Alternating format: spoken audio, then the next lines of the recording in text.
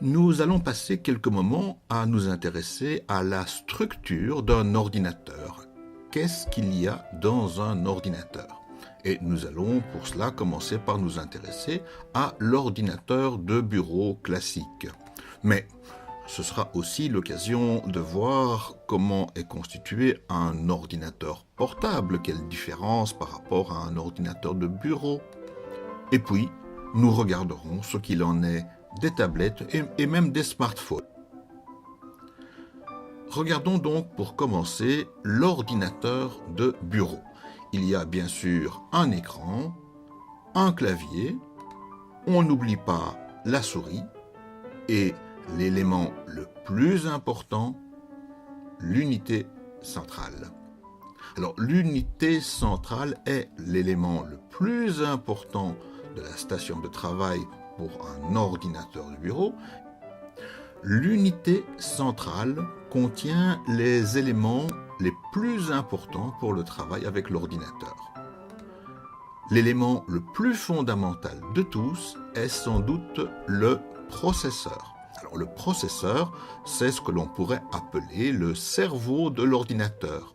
Il s'agit d'un composant électronique relativement petit. En réalité, le processeur que l'on voit ici à l'écran mesure quelques centimètres de côté. C'est un carré de quelques centimètres de côté. Ce n'est vraiment pas grand, mais c'est lui qui réalise tous les calculs dont l'ordinateur est capable. Et en réalité, un ordinateur n'est capable que de faire des calculs.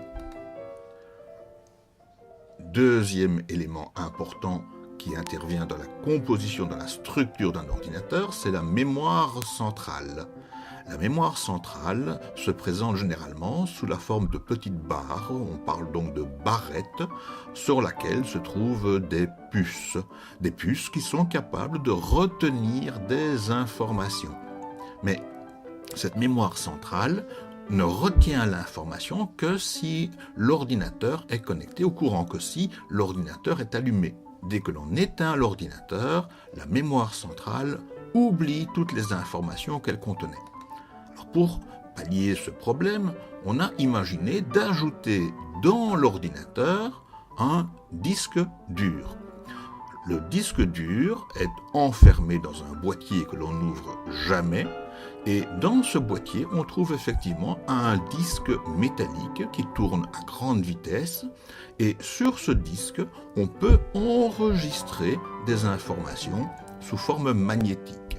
Toutes les informations qui sont stockées sur le disque dur y restent, même si l'on éteint l'ordinateur. Autre élément important de la structure de l'ordinateur, la carte graphique, qui est extrêmement importante d'ailleurs dans le cadre des ordinateurs de jeu. Un ordinateur de jeu sans une carte graphique très puissante ne fonctionne pas bien. La carte graphique, donc, comme son nom l'indique, sert à fabriquer les images qui seront envoyées à l'écran.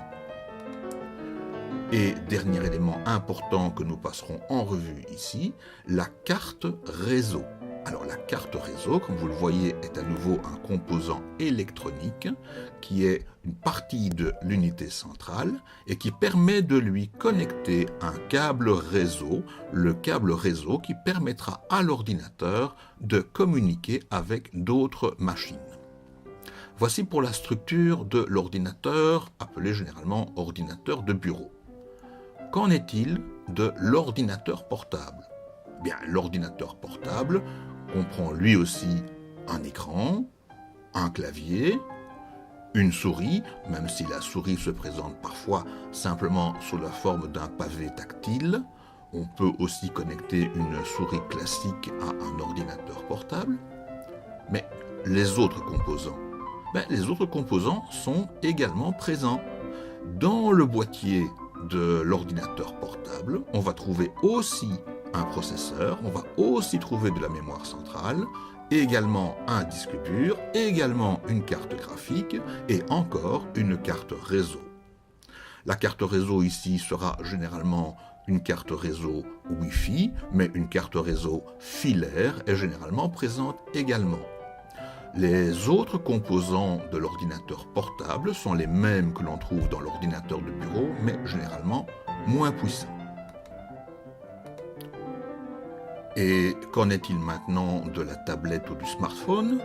Bien, on trouve à nouveau bien sûr un écran. Sur l'écran, on peut trouver un clavier virtuel cette fois, et les mouvements du doigt sur l'écran vont simuler la souris. Donc à nouveau, exactement les mêmes composants.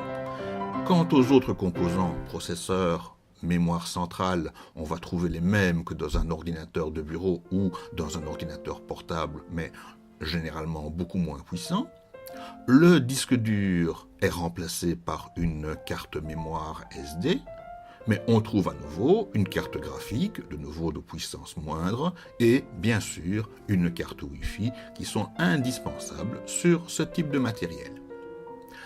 Finalement, entre l'ordinateur de bureau, l'ordinateur portable, le smartphone et la tablette, on voit qu'il y a exactement la même structure, c'est-à-dire que finalement, si le principe de construction est le même, eh bien, le principe de fonctionnement est le même. Donc, il ne sera pas nécessaire de spécifier que l'on parle d'un ordinateur de bureau ou d'un ordinateur portable ou d'une tablette ou d'un smartphone lorsque l'on parle d'ordinateur en général.